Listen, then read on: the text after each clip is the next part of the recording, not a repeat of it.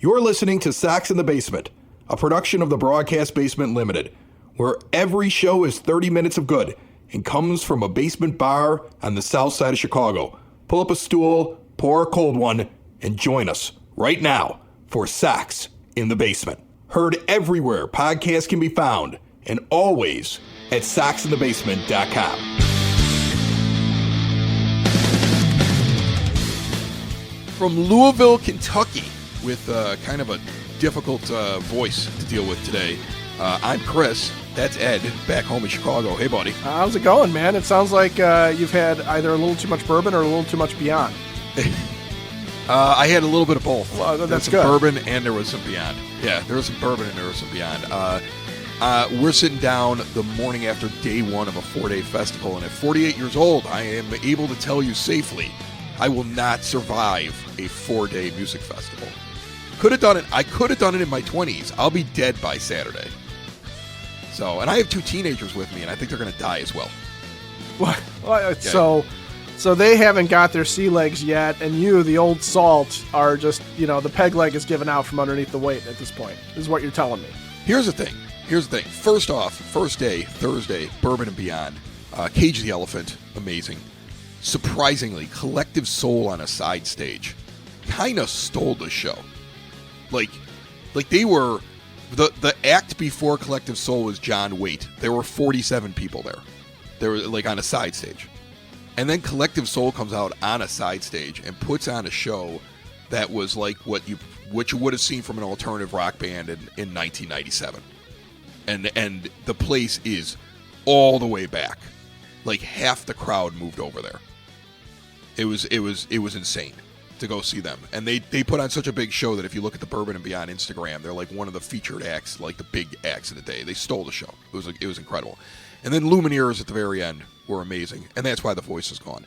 But a couple of observations. First of all, and we've witnessed it right here in the Lanuti family. Dudes go to concert festivals dressed ready for a concert festival. And when I say that is, guys go in comfortable clothes. They wear hats that actually protect their face from the elements, from the sun. And they wear comfortable shoes because they know they're going to be walking around all day. Okay? Girls dress up for some strange reason to get attention. Wear cowboy boots that are going to just destroy their feet as the day goes on.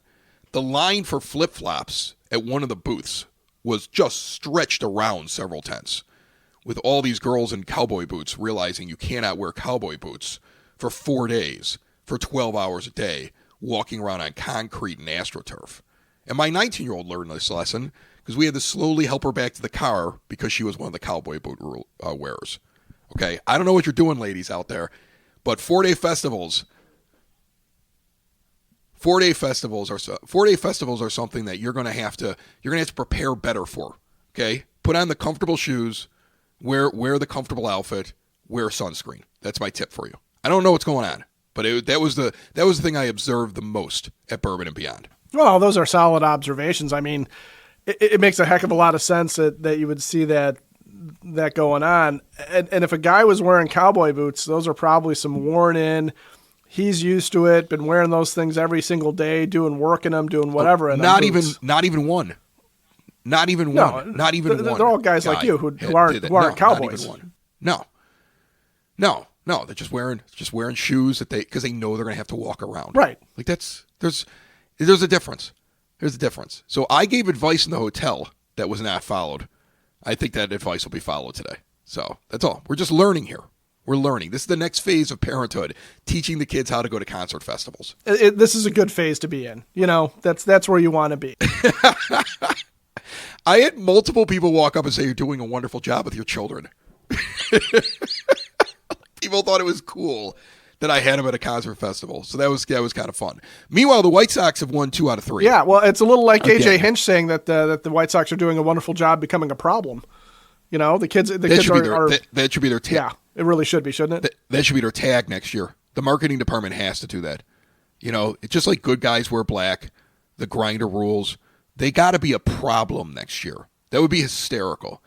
The 2026 White Sox, we're a problem. Because they're not really a contender. They're a problem, though, because they have so much talent. They have guys that can hit the ball out of the ballpark. They have guys that are playing out there with no fear.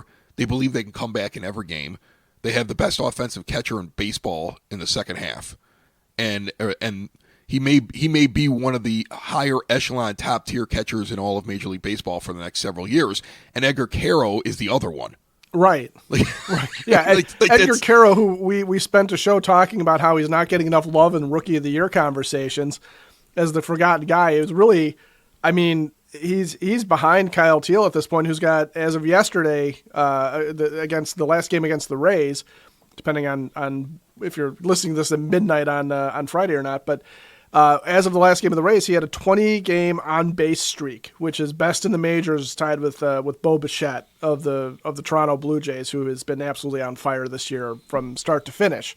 So until he got injured and went on the injured list during my World Series run in fantasy baseball. I'm never talking about fantasy baseball on the show again like I did last time. From the moment that I started bragging that I was going to win, my whole team is falling apart this week. I'm never talking about it again on the show, ever. Yeah, well, baseball players do get hurt. That does happen. It's usually for better reasons than me, where I hurt my shoulder yesterday picking up a cup off of a table, because I was standing when I did it. Yeah. This is why I can't. You can't. This is why I can't leave. No, you really. I should have gone down to Louisville with you. But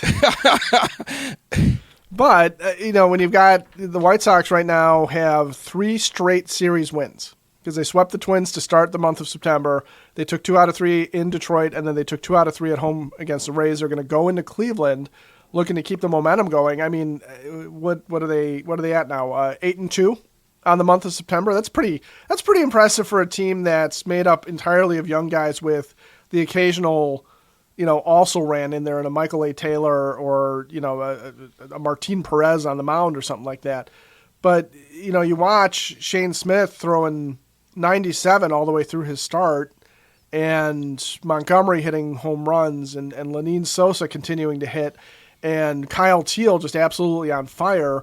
And Edgar Caro doing just fine, and Miguel Vargas doing just fine. I mean, everybody's contributing right now, which is why AJ Hinch, again, the manager that should have been with the White Sox, is sitting there going that he had to stay up late before the White Sox Tiger series because they're a different team. They're a different team than they were in the first half, and he's the one who said, that they're starting to be a problem for teams like the Tigers, and that's exactly what they did. They went into Detroit and became a problem. White Sox baseball, we're a problem. Like that's it rolls off the tongue, and it's hysterical. It really does, and they have to. You have to go with it. I mean, they probably won't, but they should. They should go with it. You should go over to Cork and Carry at the park, 33rd and Princeton, shadow of the ballpark, as his team is playing really well. There's a couple more home series coming up. Get out and see them, and pregame, postgame, maybe even in-game, hang at Cork and Carry at the park. Incredible menu, award-winning burgers, friendly staff, indoor, outdoor seating, the proud home of Sox in the Basement. See more at corkandcarry.com. They're a problem. It's a good problem for us. They're winning more games in the last week that I predicted and you predicted when we were just sitting there trying to figure out how they were going to avoid 100 losses. They're definitely going to avoid 100 losses now. I'm super confident in that because I just don't see how all of a sudden the wheels just come off here. This is a team that's young, that believes in itself. We've talked about that. Belief is a big deal. Confidence is contagious. And credit to Will Venable, because it may not, like I said last episode, it may not be the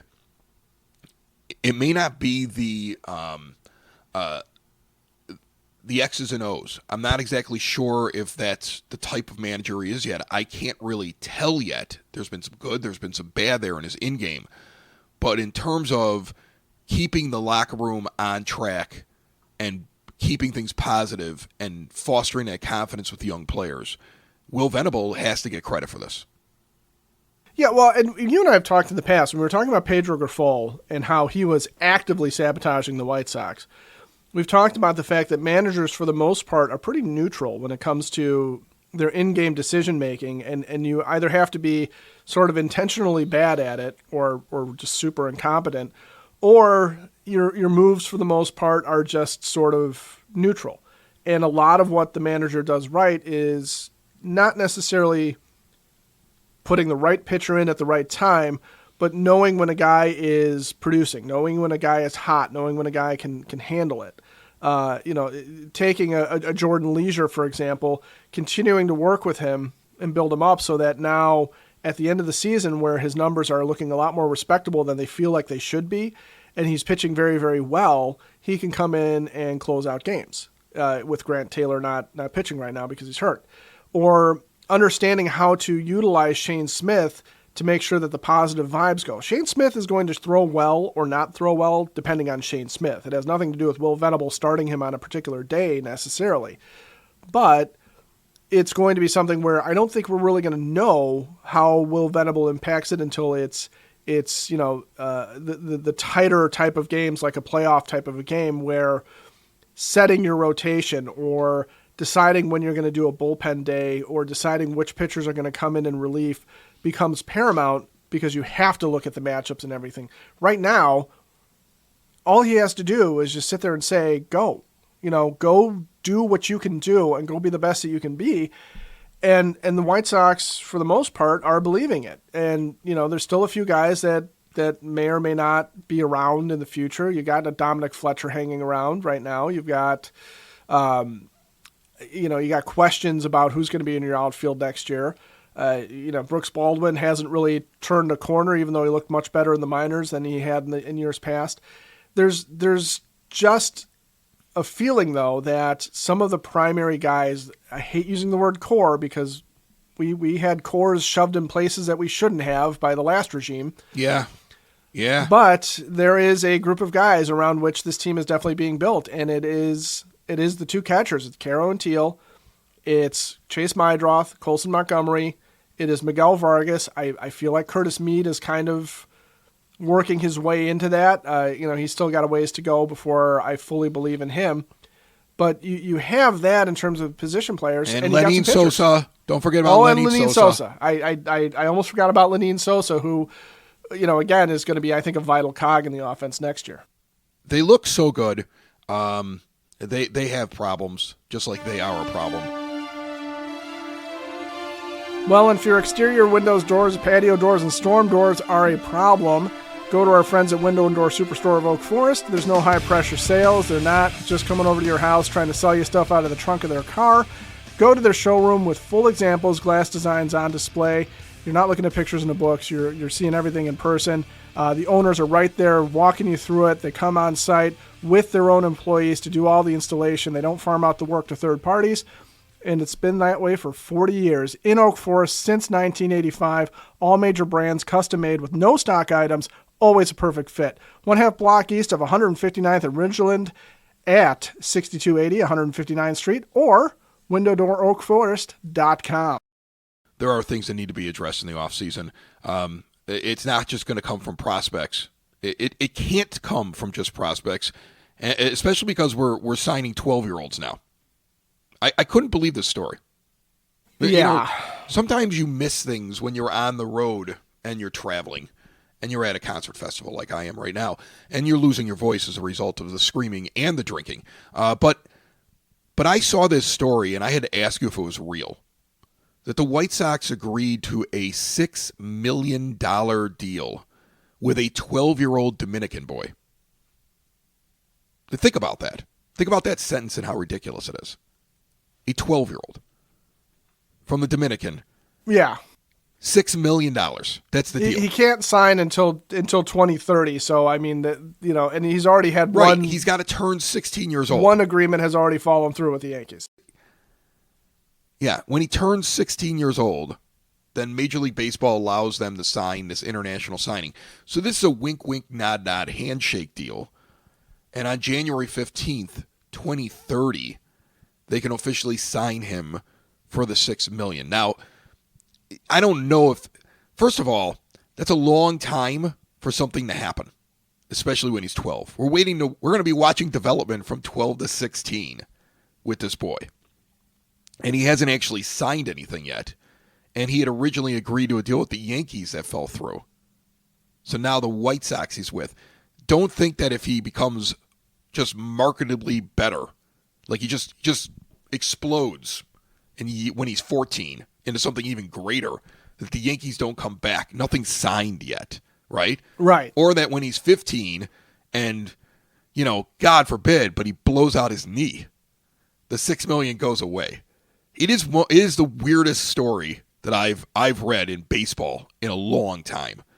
A promise of $6 million, wait 4 years to sign it, and then even then giving $6 million to a 16-year-old seems ridiculous to me. I was about to say I have a 13-year-old at home. You've got a 17-year-old.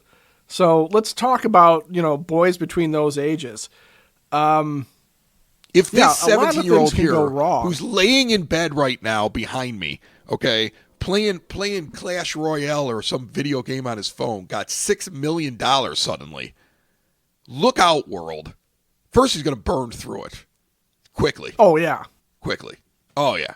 Oh, yeah. I mean, like, first, I know I'd be in the Angels MVVIP tent for the rest of this festival, that's for sure. Right? Like, I'd be backstage with that kind of money. Because he's already trying to talk me into upgrading our tickets. So give him $6 million. Well, he should have been a better hitter. Will happen. I mean, just saying. Yeah, he should have been a better hitter. He didn't stick with baseball. Went to hockey and water polo. This is a lesson for him as well. More lessons on this weekend for my children. Yeah, I'm going to have to go home and get the 13-year-old to start throwing left-handed now, just to make sure. It's too late. It's too late. What you're supposed to do, Ed, is you're supposed to, when they're about 2 or 3 years old, you're supposed to tie their right arm behind them, make them do everything lefty. That's what you should do. Yeah, and I'm a little too old to start over with that. So I guess the dreams of getting my 12-year-old to sign for $6 million is pretty much done. So, I mean, 12. Think about that. Think about how insane that is. The impact on a child, right? Who gets told the Yankees were going to give you millions of dollars. The White Sox are now going to give you a record-breaking amount. Just keep playing baseball well and make it till you're 16, being at least good enough to be able to ink that deal. Think of that pressure. I mean, it's weird. It's weird. We worry about like the impact of like cell phones on our children. What do you think the impact is on this kid, Braston Basker? That he now must live up to this until January 15th, 2030, just to get the $6 million. And then he has to continue to live up to the hype all the way until he's an adult to make it to the majors, or he'll be considered some sort of a failure. And he's 12. Yeah, he's got 10 years to really stew on this mentally. And I'm sure physically the kid's gifted. I mean, otherwise you wouldn't be giving him the money. But it's still one of those things where there's a lot of this game that goes on between the ears. We've seen that live and in person this year with Colson Montgomery, who physically was never, there was never a doubt, but they had to take him down to Arizona and get his head right. They had to get what was going on. I don't feel like this kid's head's going to be right. That's the thing. No. That's what I think I'm getting to here.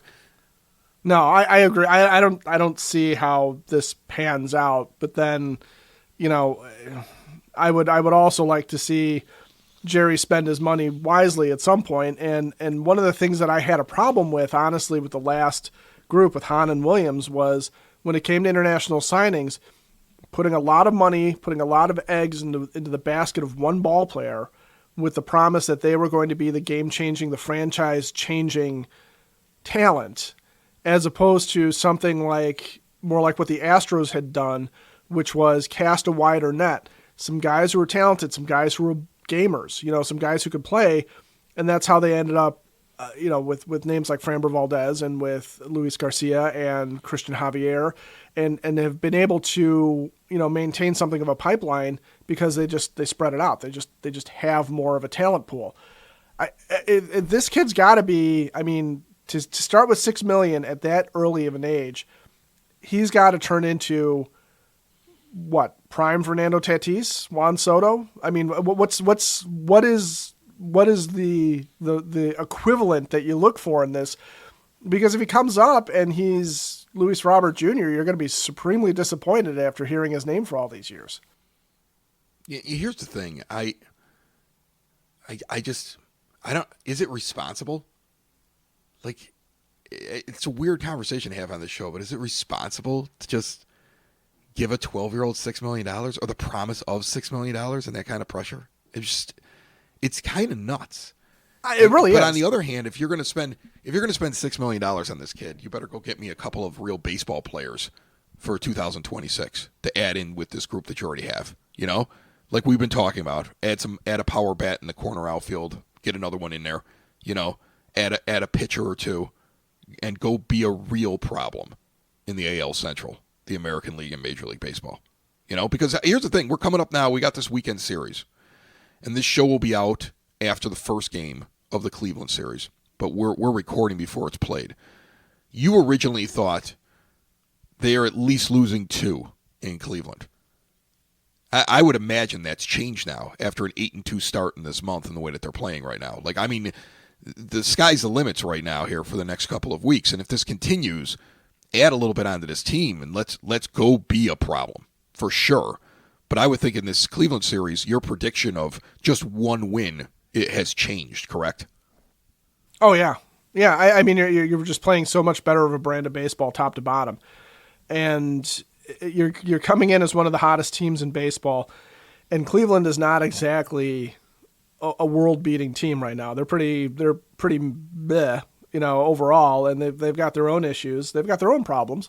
So you can come in and be a problem. I as I'm looking at the future schedule here, I had a thought that maybe they would be able to sweep the Orioles. I think that prediction can stand. I really do think that they can, there's no reason for them not to be in and win every game there.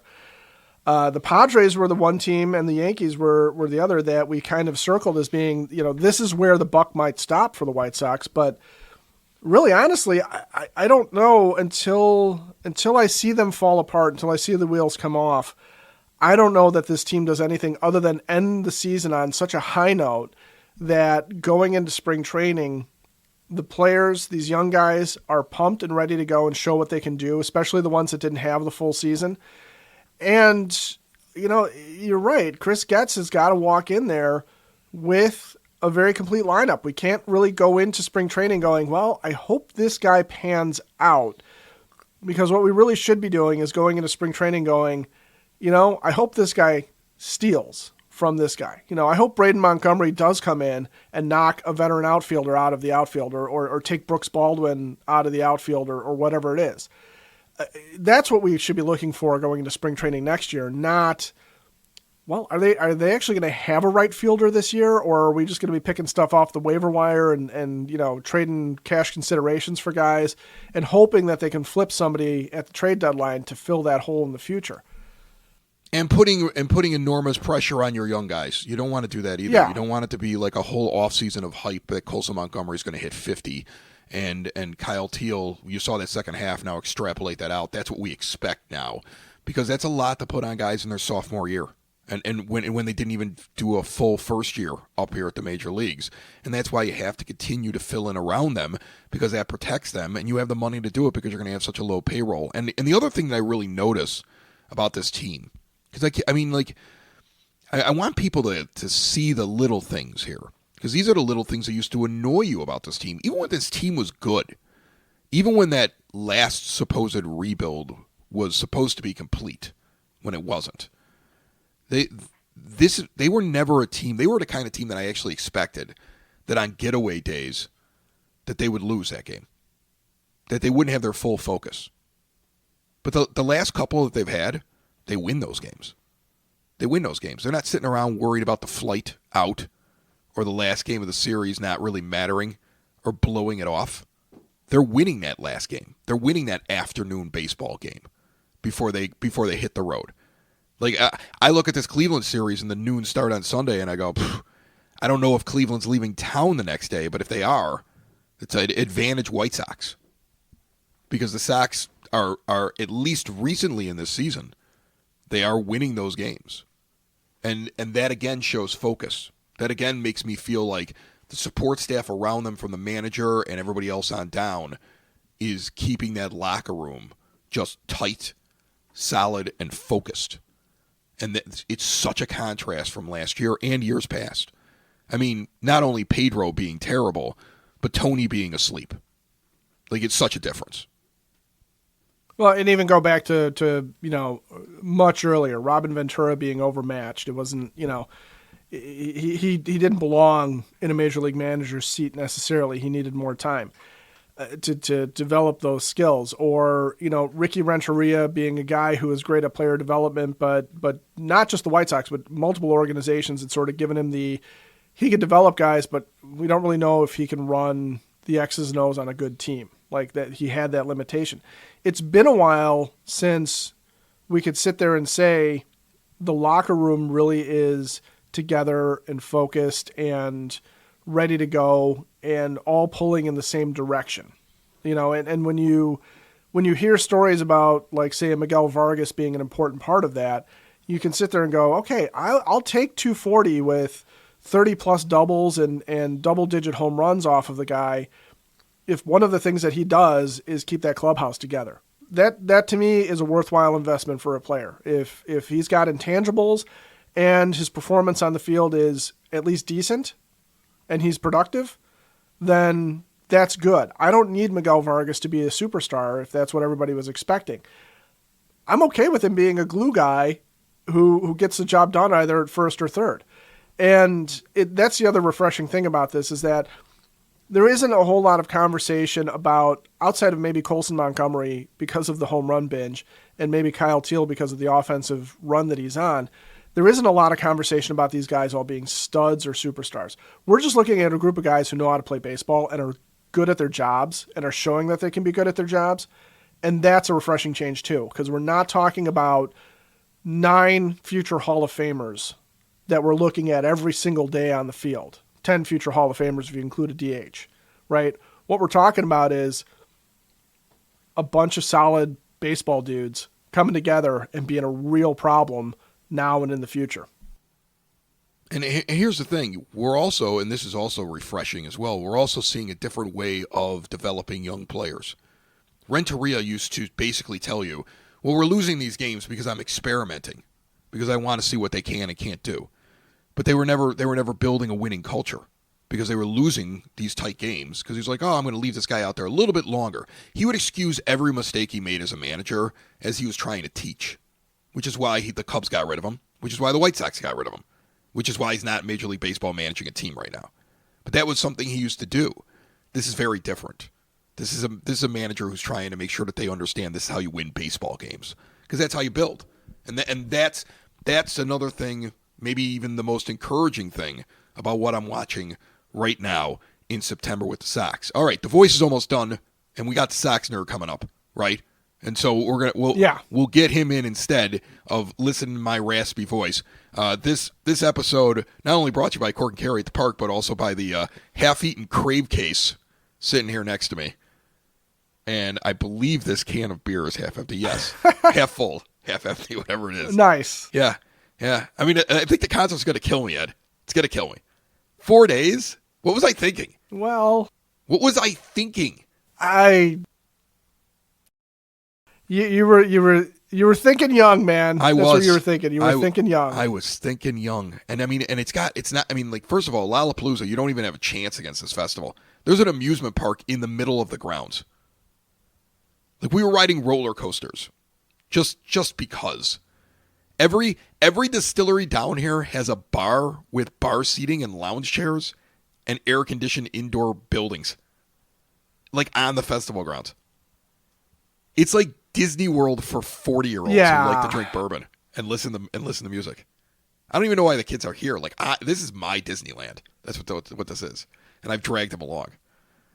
And because as a parent, your children drag you to Disneyland, the real Disneyland, Disney World, and it's not really a place that you want to be. But now it's retribution. Well, is really what it here's is. The thing. Here's the thing. The old man is still the only one standing right now. Okay, that's it. He's the only one moving. I don't even know if we're definitely missing 10,000 Maniacs at noon today.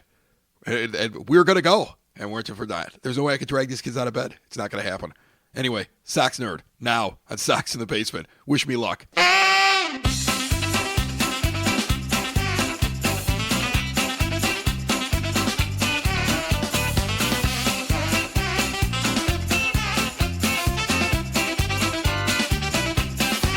And the Sox Nerd, as always, brought to you by the Village of Lamont. If you want to experience a downtown with real history, great eats and drinks, and green spaces filled with adventures, It's all there in the Village of Lamont. Head on out there all fall for shopping, dining, drinking, exploring, whatever it is you want to do while we can still be outside. Check it out down there. And, of course, the Lamont Unlocked podcast right here on the network. And, of course, all the information as to what's going on at lamontdowntown.com. Fellas, a few nuggets, Sox Nerd style, on recent White Sox goings-on. The Sox headed into the weekend with 57 wins, which is already a 16-victory improvement over last year's historically dismal campaign. The jump in wins from one season to another is the Sox largest since 2000, when that team improved by 20 games over their 1999 counterparts en route to a division title.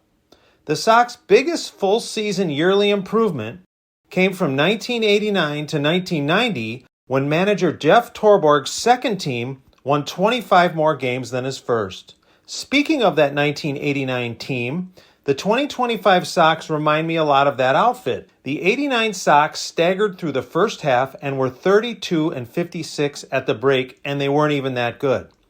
The second half was much better, with the team going 37-36, and the ERA dropping from nearly 5 to 3.47. That set the stage for the epic 1990 season. Will Venable has a good shot at avoiding the worst season ever by a manager in his first season on the Sox. That dishonor belongs to Lou Fonseca, whose 1932 team dropped 102 games. The win on Wednesday over Tampa was an interesting one. Venable used 8 pitchers, which were the most ever by the White Sox in a 9-inning win at home. The last time the Sox used more than 8 hurlers was in a 4-3 win in 15 innings in Philadelphia on August 2nd, 2019, in a game where Phillies pitcher turned left fielder Vince Velasquez threw out Jose Abreu at the plate. The Sox record for pitchers used in a game is 10 in a 12-11 loss in 14 innings in Oakland on April 18th, 2018. Also in that Wednesday game, Tyler Gilbert struck out the only batter he faced for the save. This was the Sox' 52nd one-batter, one-strikeout save in the save era. That's since 1969. With Gilbert, the 35th Sox pitcher to accomplish this feat.